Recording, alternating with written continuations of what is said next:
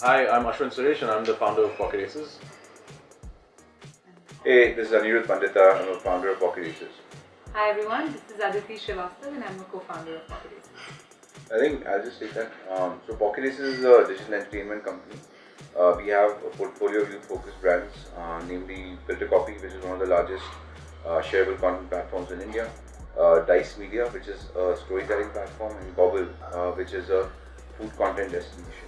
The thesis behind starting the company was that we felt that our entertainment needs, being millennials and seeing people younger than us consuming everything on phones, was not being met by current content providers. And we felt that the entertainment formats had to be done in a way where which is consumable by the generation of today. So that's why it was the first big force which motivated us to start something in this space. We saw a lot of people who are consuming content on the go. So we said, how do we create short form, humorous, relatable, edgy content, which is very conversational in nature, which speaks, with the audience, to the audience, but not at the audience. And that was kind of the first, ideas that we had on content creation. And we've honed that and refined that over time. And now we're creating very engaging content, short form, long form, across platforms and across various social media. And the audiences are everywhere and they're loving it. So we came up actually. Dice Media was an extension of kind of Pocket Aces. Anirudh and I both used to play quite a bit of poker, and the company was named after kind of the best hand you get when you play poker. And Dice Media was an extension of that metaphor, I suppose. Yeah, and just to add to that, I think we wanted a name which was very easy to pronounce and remember. So Dice is something anyone knows, has dealt with, and so it becomes very easy to remember and becomes a household name. And that was really important when we created Dice. Yeah, and for Filter Copy, I think we were sitting and ideating about the various names that we could come up with, and somebody ordered Filter Coffee, and we just thought that was actually great wordplay if we made it Filter Coffee, because what we were trying to do was also provide really interesting content, really interesting copy, for an audience, and we filter through social streams to get that content. So we thought it was just a nice little fit right there, and that's how we came up with it. We in fact ran a survey with a bunch of our friends and family, and actually they picked Filter Coffee, and so that's how we went with it. And then Gobble, I think. Gobble is easy. Yeah, it fit. I mean, we went through a bunch of names that we thought would suit a food content business, and Gobble just fit. What kept us going was our ambition to solve the problem that we thought existed. How the initial few months, we evolved our thesis over a few months as we kept kind of putting content out, understanding what kind of the audiences were saying and how they were reacting. And so it was a lot of trial and error. It's always been very experimental. We're a very iterative company too, so we always try things, keep fixing what doesn't work, and then keep doing more of what does work. So that hasn't changed. And what keeps us going is when we see the reaction that the content actually gets. It makes us want to do more of it, and I think success starts to like you want it to become a habit, and so we're trying to keep doing that again and again. Yeah, and I think like you realize with the startup world anyway, there's a concept of a product market fit. So that's kind of like a research lab. You go in every day, you do your work, and some days things work, some days they don't. Most days are bad, but only some days are good, and you work for the good days and you power through the bad days, and you start to realize that after a point of time. So it's not like you're expecting every day coming into work thinking some magic is going to happen, but you know that the grind will lead you to the magic. No, I think one of the things we continuously face and probably will continue to face is the shortage of talent. We're a very high performance team, and we look for people that are similar in nature and that can perform at those levels. So we hire people without experience a lot of times now. We actually spend a lot of time investing in their training and investing in their growth, and that's reaped huge rewards for us. So there are people who joined the company very recently, fresh out of college, who are doing some of the best content that we're putting out there and some of the best content that's being put out there in India, and that's a result of that. Yeah, I think in entrepreneurship you face small challenges along the way, and then you get used to not feeling bad about them, whether it's some paperwork or some clients. Getting the first of anything is difficult, right? So making that 0 to 1 stage where you're nobody, and then getting the first client, getting the first piece of content out, getting the first product out if you're making products, those those are all or getting the first feature done. So for those I would say just break problems into smaller things and make smaller aims. So don't try to change the world in one day. And I'll just add like something which is very obvious to everybody at that point. Raising capital, right? Not easy in this market for any entrepreneur. So I think that has been one challenge, of course.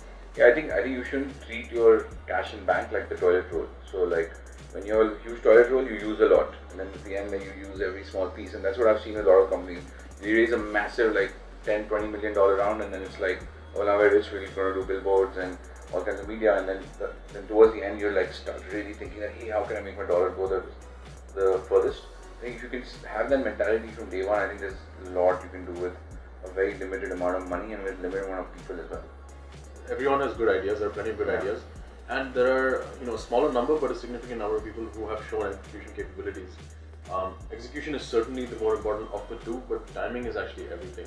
And I think if you're able to time your idea and execute it, then you have the recipe for success right there. I'll say a couple of things that look. I think one of the things our content and our platforms do very well is communicate in a very conversational and relatable manner, right? So that's one of the things I think we're doing really the best, and our audiences time and again feel that they're speaking directly to us. So we receive communication from them through our WhatsApp channels, through our inboxes, through our messages, where they talk to us about daily things. It's not just I liked your video, thanks for making it. It's more about like these are things I'm going through in my life. This is what happened to me in my relationship. Your video makes me feel a certain way, and I think that connect with the audience leads to very high engagement for our content, and I think that's a reason that audiences flock to us. Yeah, I mean, Ashwin and I say this often is that if you want to start something, start.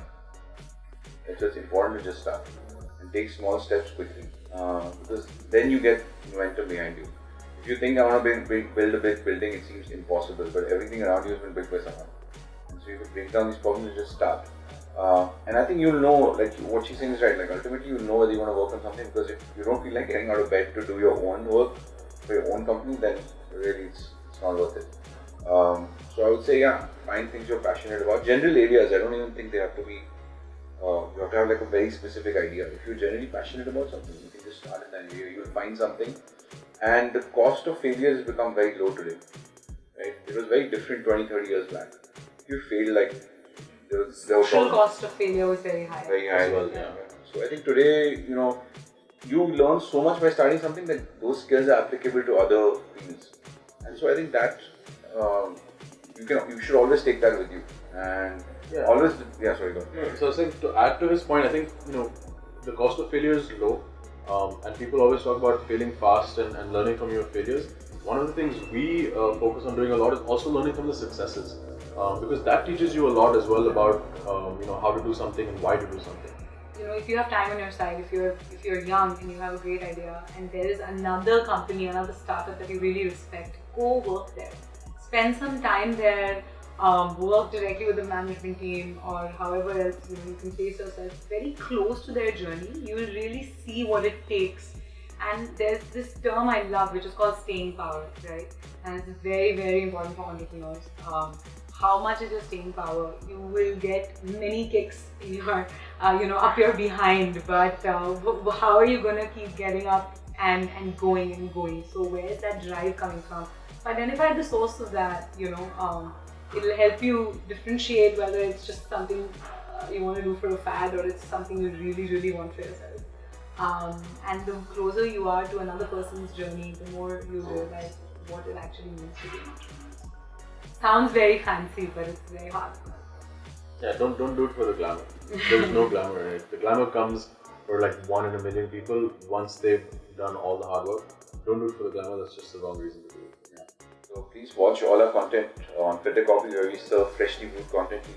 You can follow us on Facebook, YouTube, Snapchat, Instagram, any and every platform. We're there, WhatsApp. So filtercoffee.com, and just search for Filter Coffee on Facebook or YouTube. And if you love watching stories, long form web series, short form sketches, edgy content, definitely follow Dice Media. Subscribe to us on YouTube and on Facebook. And if you love food, and come on, who doesn't love food? If you love food, do check out Gobble. It's our ultimate food community and food destination. We're on Facebook, we're on YouTube, we're going to be on a bunch more platforms very soon. So look for us on Facebook. We're at facebook.com/Gobble.